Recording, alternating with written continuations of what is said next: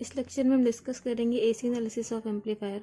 हमने last lecture में discuss किया था कि एक कॉमन एमिटर एम्पलीफायर हमने बनाया था, ड्रॉ किया था और उसकी एनालिसिस की थी। उसके बारे में हमने पढ़ा था कि अगर हम उस पर डीसी सिग्नल अप्लाई करते हैं तो क्या होता है और अगर एसी सिग्नल अप्लाई कर रहे हैं तो क्या होता है। तो लास्ट लेक्चर में हमने देखा था कि अगर हम एसी सिग्नल अप्लाई कर रहे हैं सर्किट पे, पूरा का पूरा सर्किट ऐसा नहीं रहेगा जो आप एसी अप्लाई करोगे, और जब आप डीसी अप्लाई करोगे उस केस में भी आपका ये पूरा सर्किट वैसा नहीं रहेगा जैसा मतलब अभी ये दिखाई पड़ रहा है।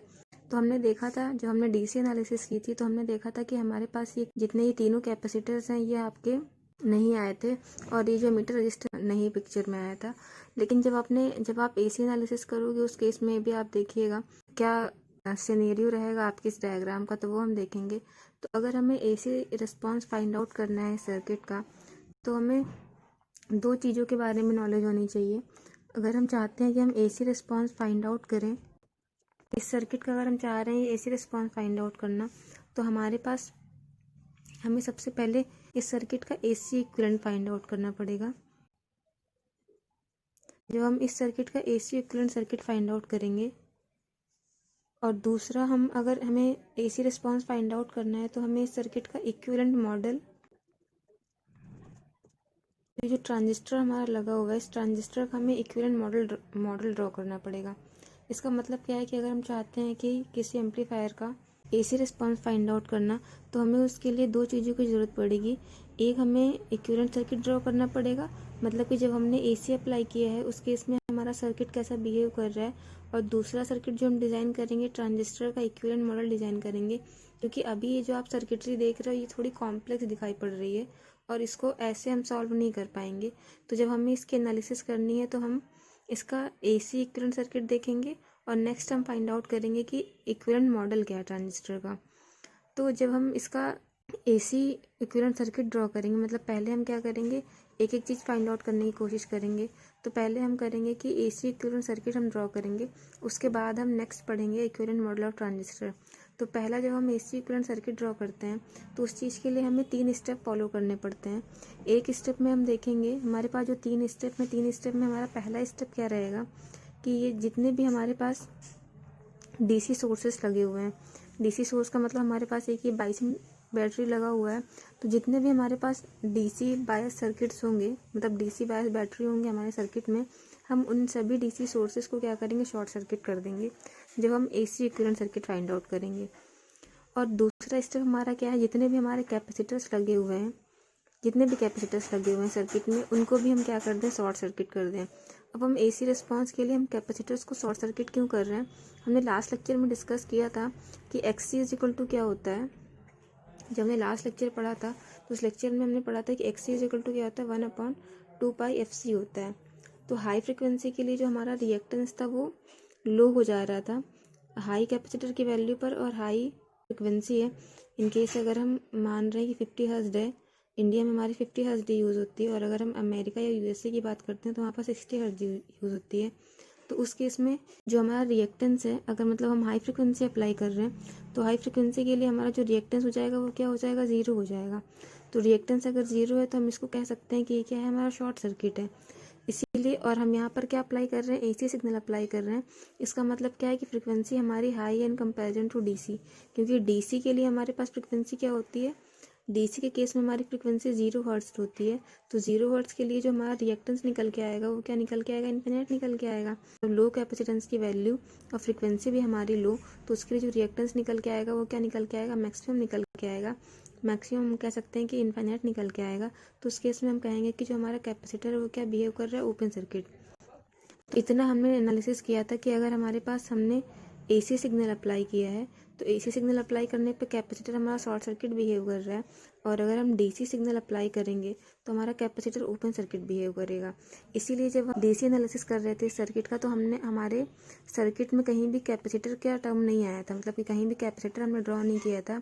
क्यों ड्रॉ नहीं किया था, क्योंकि जब हम डीसी अप्लाई करते हैं केवल डीसी, तो हमारा कैपेसिटर ओपन सर्किट बिहेव करता है। तो ओपन सर्किट बिहेव करेगा, इसका मतलब you can remove this capacitors. अब हमने क्या अप्लाई किया हुआ है, केवल एसी सिग्नल अप्लाई किया हुआ है।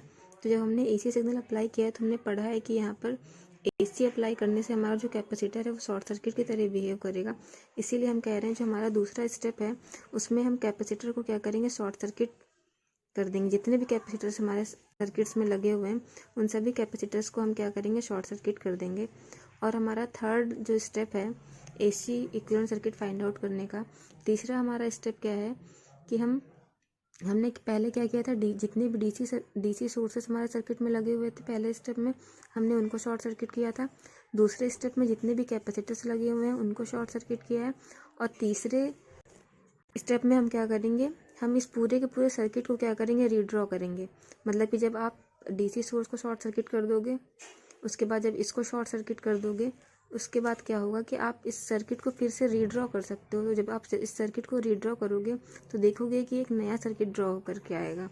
तो AC equivalent circuit find out करने के लिए ये 3 स्टेप्स और करने पड़ेंगे। अब हम इन तीनों स्टेप्स को फॉलो करेंगे एसी इक्विवेलेंट सर्किट ड्रॉ करने के लिए। तो पहला स्टेप है हमारा सभी डीसी सोर्सेज को शॉर्ट सर्किट करना है हमें। तो यहाँ पर हम देख रहे हैं जो हमारे पास ओरिजिनल सर्किट है, ओरिजिनल सर्किट हमारे पास ये है और उसमें डीसी सोर्स हमारे पास केवल ये है। वीसीसी हमारा क्या है, डीसी सोर्स है। तो इस डीसी सोर्स को ही हमें क्या करना है, शॉर्ट सर्किट करना है। तो इसको हम क्या करेंगे, शॉर्ट सर्किट कर देंगे। तो जब ये शॉर्ट सर्किट हो जाएगा इसका मतलब क्या है कि हम इसको 0 वोल्टेज पर मतलब कि ग्राउंड कर सकते हैं। शॉर्ट सर्किट का मतलब क्या है कि वोल्टेज आपका 0 हो जाना। ये जो वोल्टेज सोर्स है इसको आप 0 वोल्ट इक्वल पुट कर दीजिए। 0 वोल्ट पुट करने का मतलब क्या है कि ये जो आपका ग्राउंड है ये भी तो एक तरीके से 0 वोल्ट ही है ना। तो आप इसको भी क्या करिए, ग्राउंड कर दीजिए। तो इसको जब आप ग्राउंड करेंगे तो ये भी आपका क्या हो जाएगा, 0 वोल्ट हो जाएगा। जब आप इसको यहाँ पर ड्रॉ करेंगे तो ये आपका पहला स्टेप है। स्टेप 1 में हमें डीसी सोर्स को शॉर्ट सर्किट करना है। तो यहीं पर आपका क्या है, डीसी सोर्स कनेक्टेड है वीसीसी। तो इसको आप क्या कर दीजिए, इसको आप ग्राउंड कर दीजिए ऐसे।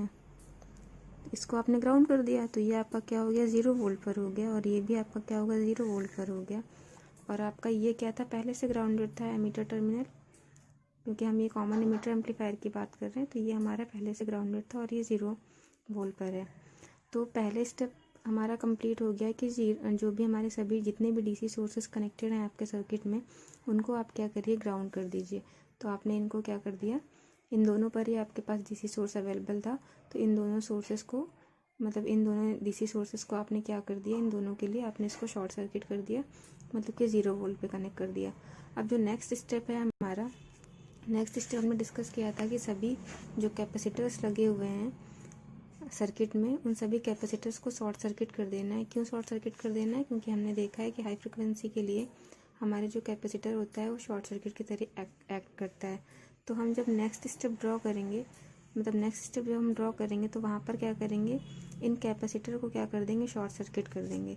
तो इन कैपेसिटर को शॉर्ट सर्किट करने का मतलब क्या है, मैं यहीं पर आपको समझा देती हूँ। तो इन कैपेसिटर को शॉर्ट सर्किट करने का मतलब क्या है कि आप इन दोनों टर्मिनल को शॉर्ट सर्किट कर दीजिए। मतलब कि ये आपके कैपेसिटर है, इन कैपेसिटर को आप कर दीजिए शॉर्ट सर्किट। तो आपने ये क्या किया, एक शॉर्ट सर्किट पाथ दे दिया इनको। जितने भी कैपेसिटर आपके पास लगे हुए हैं सर्किट में उनको शॉर्ट सर्किट कर दीजिए। शॉर्ट सर्किट का मतलब क्या है कि यहाँ का जो रेजिस्टेंस है वो 0 हो गया है।